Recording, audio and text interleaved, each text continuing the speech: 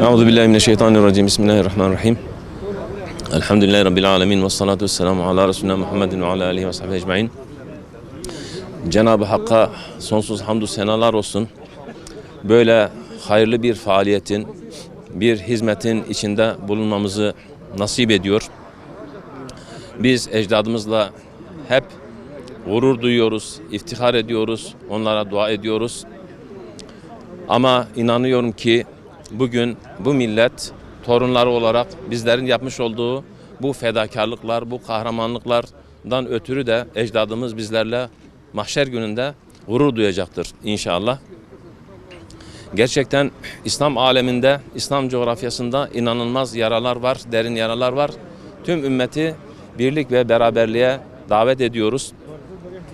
Burada gerçekten şartları, imkanları zorlayarak olağanüstü fedakarlık yapıyor Siirtli kardeşlerimiz.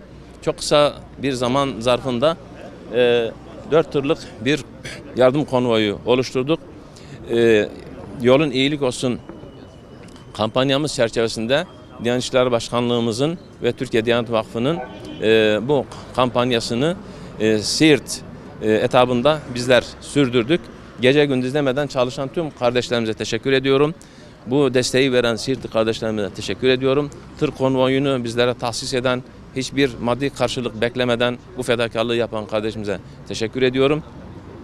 En kısa zamanda yüreklerimizi dağlayan, duygularımızı alt üst eden, bizleri sürekli gözyaşına boğan bu çilenin bitmesini Cenab-ı Allah'tan temenni ediyorum. Devletimize ve milletimize Cenab-ı Allah zeval vermesin. Allah hepsinden razı olsun. Teşekkür ediyorum.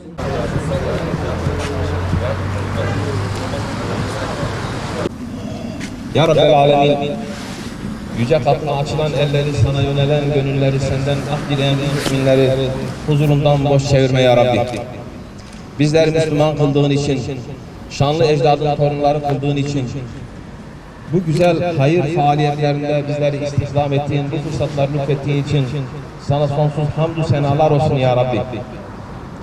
Ya Rabbel Alemin, bizlere hayatın şereflisini, ahlakın faziletlisini, rızkın bereketlisini, ömrün uzun ve hayırlısını, evladın edeplisini lütfeyle ya Rabbi.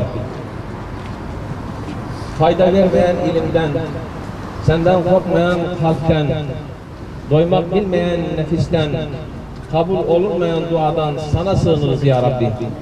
Ya Rabbel Alemin, medeni zannedilen, medeni denilen günümüz dünyasının gözleri önünde herkes seyrederken katliama uğrayan, çok acıklı, çok perişan duruma düşen, anasız, babasız, evlatsız kalan Suriyeli kardeşlerimize devlet olarak, millet olarak kahramanca, fedakarca, vefalıca gösterilen bu gayretleri, yapılan bu hayırları, bu yardımları dergâh izzetinde kabul eyle ya Rabbi. Gerek Suriye'de, gerekse çığ afetinde, gerekse depremde, birçok bölgede, ülkemiz üzerinde dolaşan kara bulutları def-u ref eyle ya Rabbi. Bizleri her türlü kazadan, beladan, musibetten, tabii afetlerden, düşman istilasından, ihanetlerden muhafaza eyle ya Rabbi. Bu hayırlı kampanyada bizlere az çok demeden, kendini zorlayarak, tıp imkanları ile bile fakir insanlarımız dahil olmak üzere bu yardım konvoyunun oluşturulmasında emeği, desteği geçen tüm Siirtli kardeşlerimizden razı ol ya Rabbi.